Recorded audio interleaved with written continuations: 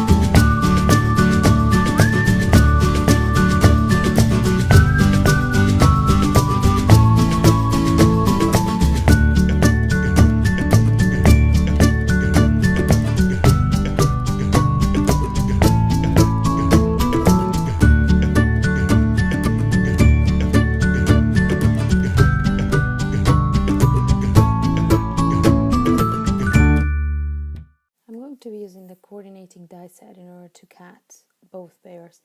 The first one I cut it normally, no problems. The second one I'm going to use the light above my table in order to do it against it, so I'll be able to cut it with no problems too.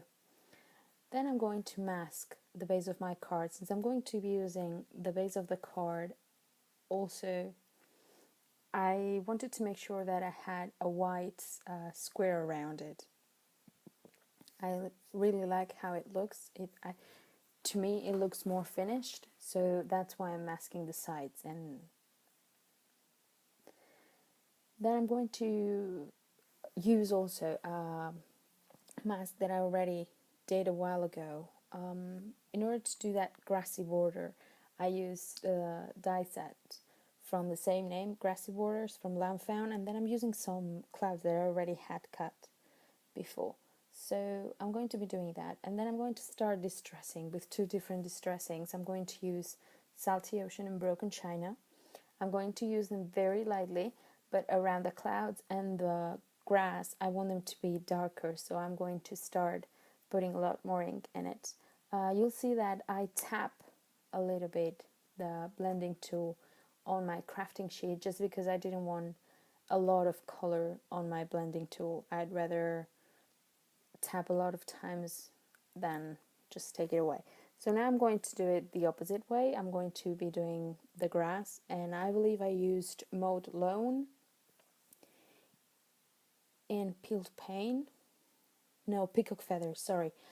As you could see, I did it very, very lightly. I just wanted some color in the back, nothing else. So I'm taking out the mask, and it's always kind of a surprise to see how it looks, and I already like how it's coming. So now I'm going to dye one of the bears because I want to stick it in the back of the card, on the inside of it.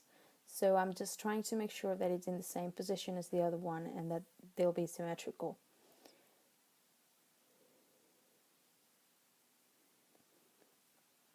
As you can see, it does look beautiful. I'm going to stamp Happy Birthday, and then I'm going to emboss it with Ranger Black embossing powder.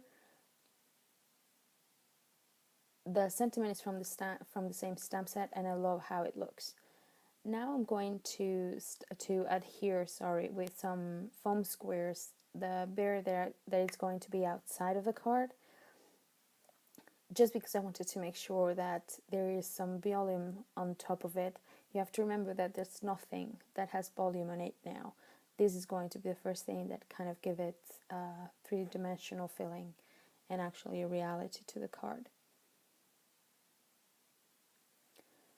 So I used a Ceron that does stickers, so I used it for the bear, and I think it worked really great.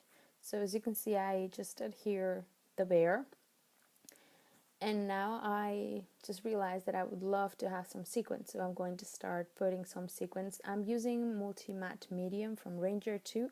I love how this looks with sequins or any other kind of embellishment, because when it dries it's completely transparent. Nobody can even see that you use some adhesive on it.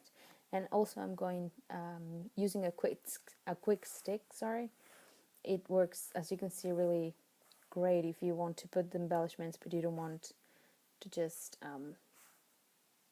well, it makes it easier to adhere them. And also you'll see that I've chosen 3 different segments from 3 different colors. It's just something that I learned a while back. Everything looks better if it's in 3 numbers or 5 numbers, and if they're making a triangle, it's more beautiful. I don't understand it. I just believe it, and I think it's actually true, so I did it.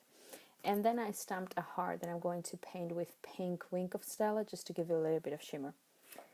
So I hope you liked the card, and if you did, please give it a thumbs up. If you have any doubt, go to my blog.